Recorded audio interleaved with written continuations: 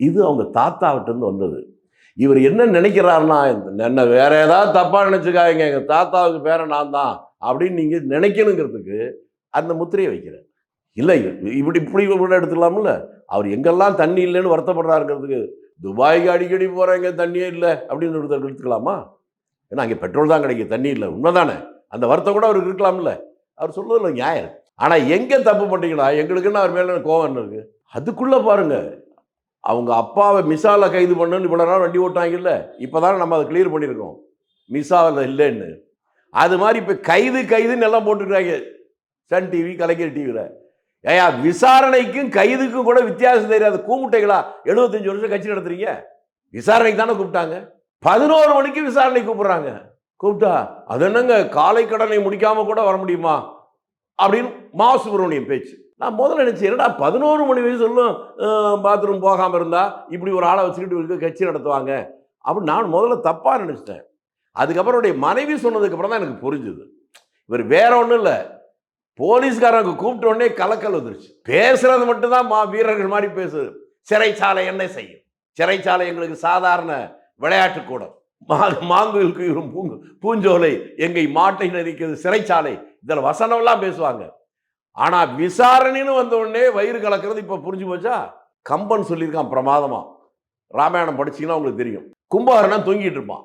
அவன் தூங்கினாதான் மாசக்கணக்கு தூங்குவான்ல. அவனை எழுப்புறாங்க.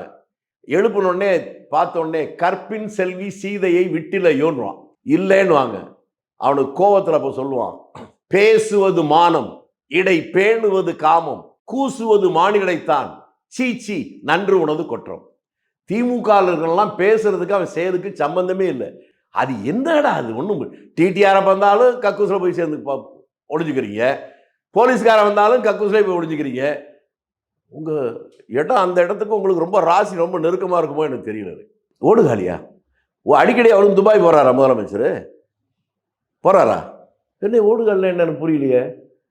என்ன ஓடுகாலி? கரூர் சம்பவத்துல அங்க இல்லாம உடனே ஓடி போயிட்டாரு. என்ன பைத்தியமா இருந்தாலுக்கு கீழ்பாக்கத்தில் போய் அடைங்க. அவங்க என்னன்னா அவங்களுக்கு இருக்கிற தவிப்பு நான் சொல்லட்டுமா உண்மையே? நான் அவங்கள விட ரொம்ப தெளிவாக அவங்கள புரிஞ்சு வச்சிருக்கேன். ஒருவேளை உணர்ச்சி வசப்பட்டு விஜய் மட்டும் கரூரில் அந்த சம்பவம் நடக்க அங்கேயே தங்கியிருந்தா ஜெயலலிதாவுக்கு என்ன கதி ஏற்பட்டுச்சோ அதான் ஏற்பட்டிருக்கும். ஏதாவது ஒரு காரணத்தில் லாரி விட்டு மோதுவான், காரை விட்டு மோதுவான், படுக்க வச்சிருப்பான். அதை புரிஞ்சு கொண்டு புத்திசாலித்தனமாக விஜய் தப்பிச்சு வந்துட்டார். அதை இவங்களால தாங்கிக்க முடியல. ஓடுகாலி முதலமைச்சர் ஏன் கள்ளக்குறிச்சியில் 60 பேர் செத்தான்ல, அப்போ உங்கள் அப்பா எங்கே போனார்? எந்த ஊருக்கு ஓடினார்? லண்டனுக்கா, பாரிஸுக்கா, ஜெர்மனுக்கா, ஜப்பானுக்கா? இல்லை அங்கெல்லாம் நிறைய வேண்டியவங்க இருக்காங்கல்ல. ஓடுகாலி என்கின்ற வார்த்தையை பயன்படுத்துறதுன்னா உனக்கு ஒன்றும் தெரியலன்னு அர்த்தம். உங்கள் பூர்வீக ஊர் என்ன? அந்த ஊரில் மெட்ராஸுக்கு ஓடுகாலி தானே நீ? சரியா? ஓடுகாலினா இதுக்கு ஓடுகாலினா அதுக்கு ஓடுகாலின்னு தான் பேர். ஒரு கலவரம் நடக்குது, அந்த கலவரத்திலிருந்து அந்த இடத்துல இருந்தால் மேற்கொண்டு பிரச்சனை வரும்போது வர்றதுக்கு பேர் ஓடுகாலின்னு ஒருத்தன் சொன்னான்னா ஒன்று அவனுக்கு விவரம் தெரியலன்னு அர்த்தம், இல்லைன்னா கிரிமினல் அர்த்தம். இந்த ரெண்டில் உதவாநிதி விவரம் தெரியாதாளா கிரிமினலா நீங்களே முடிவு பண்ணி சொல்லுங்க. ஆமாம்மா, அது கரெக்ட் தான். அவங்களுக்கு வக்கு இருந்தால் இவங்கள என்ன விட்டு வச்சிருப்பாங்க? வக்கு இருக்கிற அரசு இருந்தா, அது திறமையான செயல்படுற அரசு இருந்தா உன்னையும் உங்க அப்பனையும் குண்டாசில் உள்ள வச்சிருக்கணும். வக்கு இல்லாத ஆட்சி தான். சொல்றது கரெக்ட். நான் திரும்பி கேட்கிறேங்க. அதுக்கு வேணா தைரியம் இந்த ஒண்ணுக்கு மட்டும் என் பரம்பரையில் எவனா ஒருத்தன் சொல்லட்டும். 57 உங்க தாத்தா திருச்சியில் எலெக்ஷன் நிற்கிற போது அவருக்கு சொத்து மதிப்பு என்ன? சொந்த வீடாக இருந்துச்சா? இன்னைக்கு எப்படி ஆசியாவில் கோடி சொன்னாந்தீங்க? ஊரை கொள்ளடிச்சதானே நான் சொல்றேன். இல்லைன்னா எப்படி வந்து சொல்லுங்க. ஓ மகன் இன்னும் 20 வயசு ஆகல, அவன் எப்படி 1000 கோடி ரூபா செலவு பண்ணி படம் எடுப்பான்? ஏது பணம்? உங்க அப்பனுக்கு ஒரு பைசா இல்லாமல் இருக்கிற போதே எங்க அப்பா அந்த காலத்திலே 40-50 ஏக்கர் நிலம் வச்சிருந்தாரு. இன்னமும் திருச்சியிலிருந்து மெட்ராஸ் வரதுக்கே நாங்கள் படாத பாடுபட்டு இருக்கோம். உங்களுக்கு மட்டும் எப்படி லண்டனுக்கு போறது சார்ட்டர்ட் ஃபிளைட்லேயே குடும்பத்தோடு போறீங்களே? எப்படி நேர்மையாக வந்த படமா? இந்த சோர்ஸ் ஆஃப் இன்கம் சொல்லு. இதெல்லாம் சொல்றது ஊரை கேனையன்னு நினைச்சீங்கன்னா அதான் அந்த காலம் மலையேறிச்சு. அதான் சொன்னேன். இனி நம்ப மாட்டேன். அப்படியா? இப்போ இவ்வளவு நான் என்ன சொன்னேன்? ஓ அவங்க பாட்டைட்ட வளரலைங்கிறாப்லையா? அவங்க பரம்பரையா இதுதானே சார். இன்னும் புதுசா பேசுறீங்க. அப்பா அம்மா வளர்க்கலையா? அப்பா அம்மா துபாய்க்கு அவங்க அப்பா அம்மா தான் அனுப்பி வைக்கிறான மாசம் ஒரு தடவை. சொல்லுங்க சார். எதுக்கு சார் துபாயை எழுத்துக்கிட்டு இருக்கீங்க? ஏதாவது ஒரு ஏங்க அடிக்கடி போயிட்டு வர்றாருங்க. அங்க ஏதாவது எண்ணெய் கிணறு வச்சிருக்கிறா என்னவோ, அந்த எண்ணெய் கிணறு இருந்து எண்ணெய் எடுக்கிறாரா என்னன்னு தெரியல எனக்கு. போறாரா இல்லையாங்க? அதனால சொல்றேங்க. எனக்கு நீங்க என்னங்க நான் விவரம் தெரியாம கேட்டுட்டு இருக்கேன், நீங்க விவரம் தெரிஞ்சாலும் உண்மையை சொல்லாம எதையும் சுத்தி விடுறீங்க. அதான் சார் இன்னைக்கு வந்து பட்ஜெட் செஷன் இல்ல அவங்க பட்ஜெட் செஷன் இன்னைக்கு வந்து முடக்கிறதுக்காக தான் உதயநிதி அவர்கள் ஒரு மிகப்பெரிய ஒரு எதிர்க்கட்சி இறந்துருவாரு, அந்த காரணத்துக்காக தான் கைது பண்ணப்பட்டது அப்படின்னு கீழ்ப்பாக்கத்துல இருக்கு கிரிக்கெட் சொல்லுங்க, அவன் கூட சிரிப்பான். அசம்பிளியில போய் நீ என்ன பேசியிருக்க முதல்ல அது சொல்லு. முதலமைச்சர் பேசவே இல்லை, உள்ள போனேன். முதலமைச்சர் பேச எந்திரிச்சோன்னே எல்லாம் வெளியே வந்துட்டீங்க. நீங்க என்னத்தை பேசுறீங்க, என்ன சொல்றீங்க, உங்களுக்கு என்ன தெரியும்? சரி, இன்னைக்கு விட்டாங்கல்ல, அசம்பிளி நடக்குது, உங்க திறமையை காட்டுங்க, வினாக்களை தொடுங்கள். வினாக்களை நீங்கள் தொடுக்கிறீர்களா அல்லது நாங்கள் தொடுக்கட்டுமா சொல்லுங்க. இப்ப ஏற்கனவே கடன் இருந்து அதுக்கு நீங்க ஏதாவது கண்டிச்சு பேசுனீங்கன்னா ஒரு நியாயம் இருக்குது. அவங்க கொடுக்கறத ஏங்க தப்புங்கிறீங்க? கொடுக்குறேன்னு சொன்னா ஏன் கொடுக்கலன்னு கேட்குறீங்க, கொடுத்தா ஏன் கொடுக்குறீங்கன்னு கேட்குறீங்க. கொடுக்கலாமா வேணாமா சொல்லுங்க. நீங்க சொல்றத கொடுக்க சொன்னா கொடுப்போம், நிறுத்த சொன்னா நிறுத்திடுவோம். மேற்கொண்டு கடன் அதிகமாயிட்டே போகும். இதனால நான் என்ன கேட்கறேன், கொடுக்கணுமா வேணாமா கேள்வி அதுதான். ஆனா நீங்க தான் பொறுப்பெடுத்துக்கணும். மக்கள் நாளைக்கு எதாவது கேட்டாலும் உங்களை தான் கை காட்டுவோம். கடனை சரி பண்ணிட்டு கொடுக்கலாமே சார். அது சொல்லுங்க, மக்கள்கிட்ட சொல்லுங்க.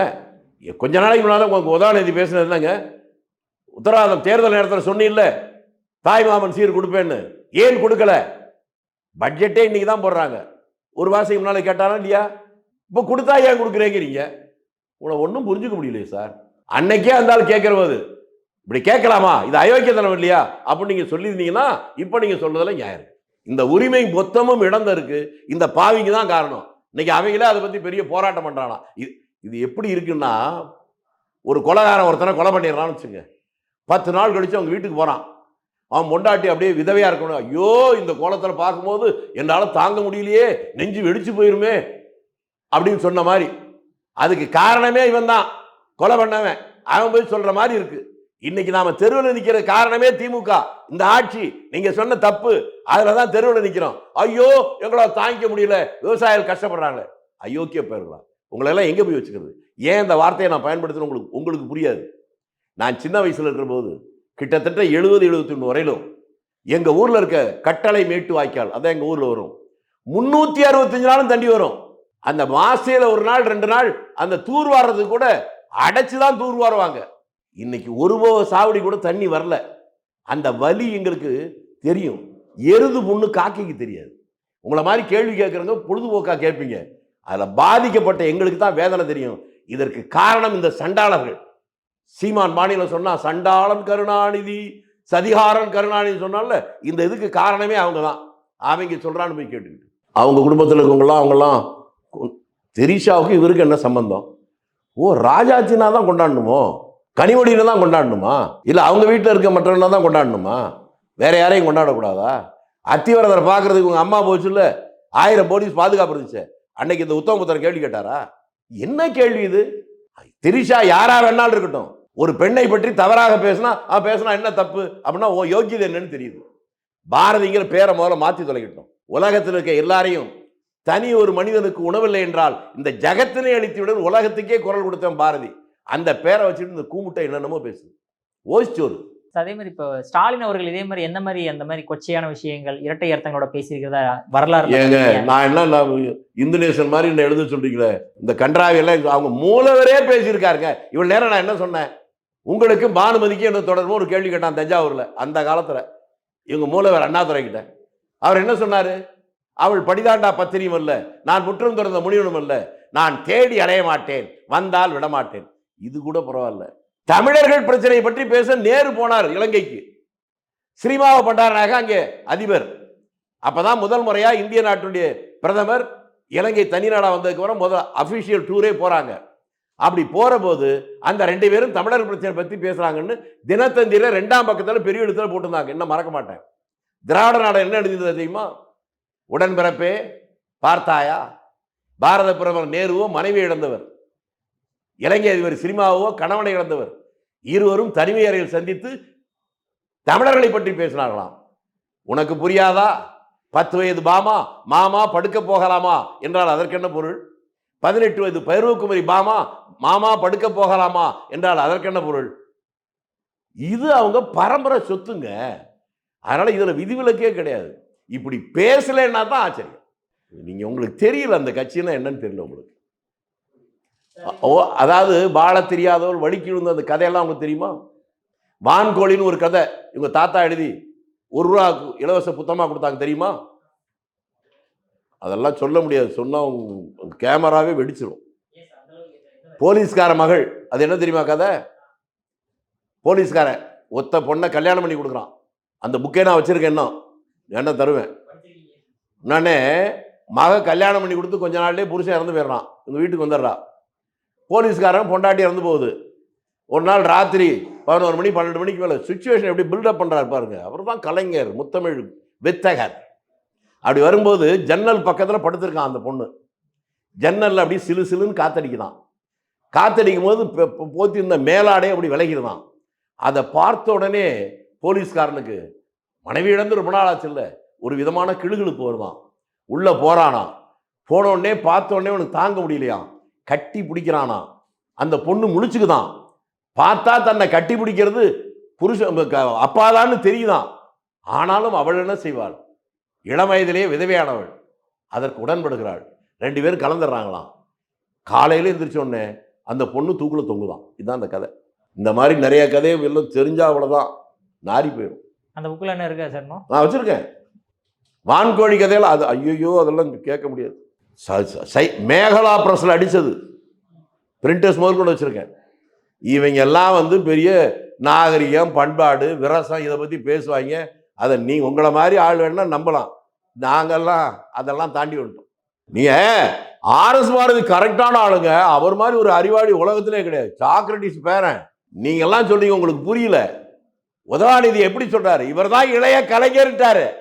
அவர் எப்படியோ மனைவி, துணைவி, இணைவி அவர் வச்சிருந்தாரா? அது மாதிரி தாங்க. எவ்வளவு அழகா சொல்லார் பாருங்க. ஆர்எஸ் பாரதி கிரிமினலா ஆளுங்க.